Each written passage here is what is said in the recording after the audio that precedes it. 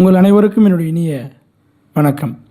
இன்றைக்கி ஒரு சுவாரஸ்யமான தகவல் பற்றி தான் பார்க்க போகிறோம். அது என்ன சுவாரஸ்யமான தகவல் அப்படின்னு பார்த்தீங்கன்னா, இப்போ கடைசியாக வெற்றி பெற்ற ஒரு நாடு, அந்த நாட்டில் இருக்கக்கூடிய ஒரு சிறந்த விளையாட்டு வீரர் பற்றி தான் பார்க்க போகிறோம். இப்போவே உங்களுக்கு புரிஞ்சிருக்கும் நம்ம எதை பற்றி பேச போகிறோம் அப்படின்னு. 2026 ஸ்பெயினுக்கும் அர்ஜென்டினா நாட்டுக்கும் இடையே நடந்த ஒரு பெரிய உலக கோப்பை கால்பந்து மேட்ச்சில் வின் பண்ண கோப்பையை வென்ற அணி வந்து பார்த்திங்கன்னா ஸ்பெயின் தான். அந்த நாட்டின் ஒரு தலை சிறந்த கோல் கீப்பர் அல்லது ஒரு தலை சிறந்த வீரர், அவரை பற்றி தான் நம்ம பார்க்க போகிறோம். இவர் பார்த்திங்கன்னா ரொம்ப நாள் ரொம்ப பயிற்சி எடுத்து விளையாடி வந்துட்டுருக்கிறாரு. இவரை பற்றிய ஒரு 5 சுவாரஸ்யமான தகவல் பற்றி தான் பார்க்க போகிறோம். உண்மையிலே அவர் வந்து ஒரு மேட்ச்சில் ஒரு கோல் போட்டார்னா அவர் வந்து ஒரு செலிப்ரேஷன் பண்ணுவார். அந்த செலிப்ரேஷனுக்கு சில சுவாரஸ்யமான தகவல் இருக்குது. எல்லாருக்கும் தெரிஞ்ச ஒரு விஷயந்தான். என்னென்னா, மெஸ்ஸி வந்து அவர் வந்து இன்னொரு நாட்டின் தலை சிறந்த வீரர். அவர் முதல்ல வந்து இந்த குழந்தை, அதாவது இன்றைக்கி நாமெல்லாம் பார்க்கக்கூடிய ஒரு தலை சிறந்த ஒரு வீரர், அதாவது இந்த கால்பந்து போட்டியில் அந்த யாமல் என்று சொல்லக்கூடிய, அதாவது லாமின் யாமல் என்று சொல்லக்கூடிய ஒரு தலை சிறந்த வீரர், அந்த வீரர் தான் குழந்தையாக இருக்கும்போது இன்றைக்கி நீங்கள் பார்க்கக்கூடிய தலை சிறந்த வீரர் மெஸ்ஸி, அவர் கையால் அந்த குழந்தையை குழப்பாட்டியிருக்கிறார். இது வந்து பார்த்திங்கன்னா 2007 யூனிசெஃப் வந்து ஒரு கேலண்டர் போடும்போது செலக்ட் பண்ணப்பட்ட குழந்தை தான் அவர். இப்போ அன்னைக்கு வந்து இவர் ஒரு எதிராளியாக வந்திருப்பாருன்னு யாருக்குமே தெரியாது. இப்போ 2007 இவர் தான் வந்து அந்த குழந்தைக்கு குளிக்கிற மாதிரியான ஒரு குழந்தை சீனை கொடுத்துருக்குறாங்க அந்த கேலண்டரில். இதில் என்ன ஒரு சுவாரஸ்யம்னா, அந்த 2 பேருமே இப்போ 2026 மோதி இருக்காங்க அந்த உலகக்கோப்பை, அதாவது கால்பந்து உலகக்கோப்பையில். இதில் வின் பண்ண நாடு எதுனா அந்த லாமின் யாமல் என்று சொல்லக்கூடிய ஒரு வீரர். அவர் தான் பார்த்திங்கன்னா ஸ்பெயின் நாட்டினுடைய வீரர். அவர் போட்ட கோல் தான் அந்த நாட்டின் வெற்றியை தீர்மானிச்சிருக்கு. ஸோ இது வந்து உண்மையிலே சொல்லப்போனால் சூப்பரான ஒரு விஷயம். அவருக்கும் தெரியாது இவர் தான் இன்றைக்கி எதிரியாக வந்திருப்பார், இந்த போட்டியில் எதிரியாக வந்திருப்பார், எதிர் நாடாக வந்திருப்பார்னு தெரியாது. ஆனால் உண்மையிலே சொல்லப்போனால் கடுமையான உழைப்பிற்கு வெற்றி இது ஒரு சிறந்த எடுத்துக்காட்டுங்க.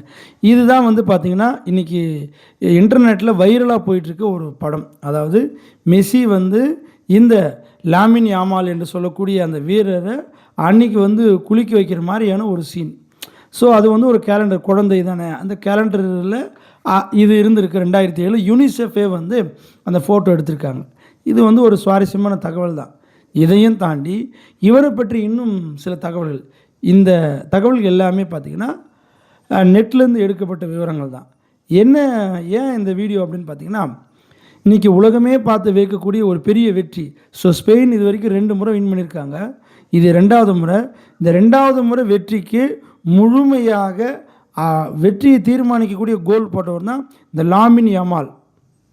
இவருடைய அந்த கோல் தான் அந்த நாட்டின் வெற்றிக்கு தீர்மானிக்கக்கூடியதாக இருந்தது. அதையும் தாண்டி அவரால் தான் பார்த்திங்கன்னா இன்றைக்கி கோப்பையை எடுத்திருக்கிறாங்க அந்த நாடு. ரொம்ப சந்தோஷமான விஷயம். இவரை பற்றிய ஒரு விஷயந்தான் நமக்கு தெரிஞ்சிருக்கும். எல்லா இன்டர்நெட்டில் நீங்கள் பார்த்துருப்பீங்க, வைரலாகவும் போயிட்டுருக்கு. பட் இதையெல்லாம் தாண்டி இன்னும் சில தகவல்கள் இருக்குது. இதில் என்ன ஒரு சுவாரஸ்யமான தகவல்னால், அவர் எப்பவுமே வின் பண்ணால் தன்னுடைய கை விரல்களில் 304 ஒரு சிம்பிளை காட்டுவார். 300 + ஒரு 4. இது என்ன சிம்பிள்னு பார்த்திங்கன்னா, நம்ம பொதுவாக ஒரு வீரர் வெற்றி பெற்றால் ஏதாவது ஒரு சிம்பிளை கொடுப்பாங்க. ஆனால் இவர் உண்மையிலே பார்த்திங்கன்னா அவர் வளர்ந்த அந்த ஏரியா, அவர் வளர்ந்த இடத்தும் அவர் வளர்ந்த ஊருக்காகவுமே தன்னுடைய ஒவ்வொரு கோல் வெற்றிக்கு பிறகும் அவர் காட்டக்கூடிய வெற்றியின் அடையாளமாக அந்த 304 காட்டுவார். இதுதான் அவருடைய செலிப்ரேஷன். அதில் என்ன ஒரு சுவாரஸ்யம்னா, ராக் ஃபாண்டா என்று சொல்லக்கூடிய இடத்திற்கும் அந்த ஊருக்குமே தன்னுடைய வெற்றியை வந்து நான் வந்து அர்ப்பணிக்கிறதாக அவர் சொல்லியிருக்கிறார். ஸோ 304 ஆக்சுவலாக என்னென்னா கடைசியாக இருக்கிற 3 நம்பர் தான். அதுக்கு முன்னாடி பார்த்திங்கன்னா 0, 8, 304 அந்த லாஸ்ட் 3 டிஜிட் நம்பர் தான் தன்னுடைய வெற்றியின் அடையாளமாக காட்டுற. இது எதை சொல்லுதுன்னா, அவர் அந்த ஊரின் மீது வச்சிருக்கிற பற்றியும் அதனுடைய அர்ப்பணிப்பையும் காட்டுகிறது. இது ரெண்டாவது. ஸோ அடுத்த மூன்றாவது பார்த்திங்கன்னா, எப்பவுமே அவர் ஒரு விஷயத்தை சொல்கிறார். என்னென்னா, அவருடைய பயிற்சியாளர் இந்த லாமின் யமால் எப்பவுமே அவரை விட பந்து பெரியதான்.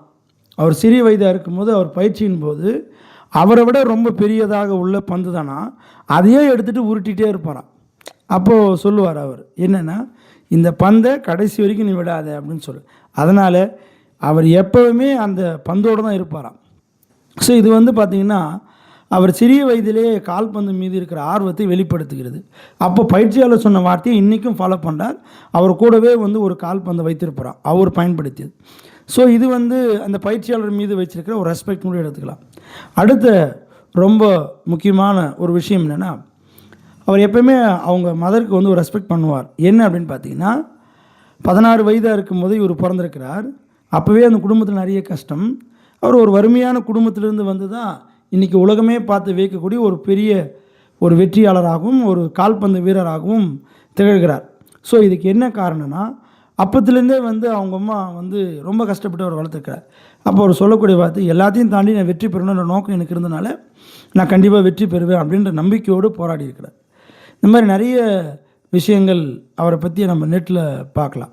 பட் நான் ரொம்ப விரும்பி பார்த்த விஷயம் என்னென்னா, அந்த 304ன்ற ஒரு செலிப்ரேஷன் தான். உண்மையிலே அந்த ஏரியாவில் இருக்கிற ஒரு போஸ்டல் கோட் நம்பர் அது. ஸோ அதை சொல்லும் போதே அந்த ஊருக்கு அவர் பெருமை சேர்க்கிறார் என்ற ஒரு விஷயத்தை சுவாரஸ்யமாக இருந்தது. அதை விட இன்னொரு விஷயம் எனக்கு ரொம்ப மனசில் ஒரு மகிழ்ச்சியை கொடுத்துன்னு சொல்லலாம். கடைசியாக 2026 வெற்றி பெற்ற பிறகு தன்னுடைய சின்ன தம்பியோட அவர் எப்பவுமே இருப்பாராம். அவர் கால்பந்து எவ்வளோ பிடிக்குமோ அதை விட அதிகமாக அவருடைய தம்பியை பிடிக்கின்ற ஒரு நிகழ்வினை இப்போ வெற்றி பெறும்போது அவர் தம்பியோடு இருந்த ஃபோட்டோக்கள் நீங்கள் நிறைய பார்த்துருப்பீங்க. இது உண்மையிலே சொல்லப்போனால் இன்றைக்கி உலகமே பார்த்து வியக்கக்கூடிய அளவுக்கு ஒரு பெரிய வெற்றியாளராக திகழறாருன்னா அவருடைய ஒரு பெக்யூலரான ஒரு விஷயங்களை பற்றி தான் இந்த வீடியோவில் பார்த்துருப்பீங்க. உண்மையிலே சொல்லப்போனால் நிறைய கால்பந்து பார்க்குற ஒரு பழக்கம் எனக்கு இல்லை தான். ஆனால் இப்போது அந்த 2 நிகழ்வுகள் என் மனசு ரொம்ப பாதிப்புன்னு சொல்கிறத விட மகிழ்ச்சியை உண்டாக்கியிருக்கு. என்னென்னா, ஒன்று அந்த மெஸ்ஸி குலப்பாட்டிய குழந்தை தான் இன்றைக்கி ஒரு உலக கோப்பையை வென்றிருக்கிறதுன்ற ஒரு விஷயம். ரெண்டாவது, அவருடைய ஏரியாவை எப்பவுமே மறக்காமல் 304ன்ற ஒரு சிம்பிளை ஒவ்வொரு கோல் அடிக்கும் போதும் காட்டுறார்.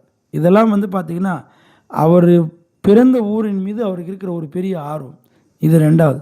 இன்னொரு ரொம்ப முக்கியமான விஷயம், இன்னை வரைக்கும் எப்போ வந்து வெற்றி பெற்றாலும் தான் தம்பியோடு செலிப்ரேஷன் பண்ணுறது அவருடைய வழக்கம்.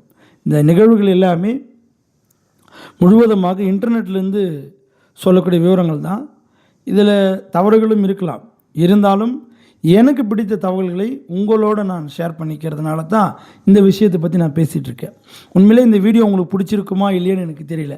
ஆனால் கண்டிப்பாக இதுக்கப்புறம் நானும் வந்து இந்த மாதிரியான கோல் இந்த வேர்ல்டு கப் மட்டும் இல்லாமல் நிறைய கால்பந்து மேட்சுகளை பார்க்கலான்ற ஒரு ஆசை. உண்மையிலே ரொம்ப சுவாரஸ்யமான தகவல் என்று சொல்கிறதை விட உங்களுக்கு பிடிச்சிருக்கின்ற நம்பிக்கையோடு உங்களிடம் விடைபெறுகிறேன். நன்றி.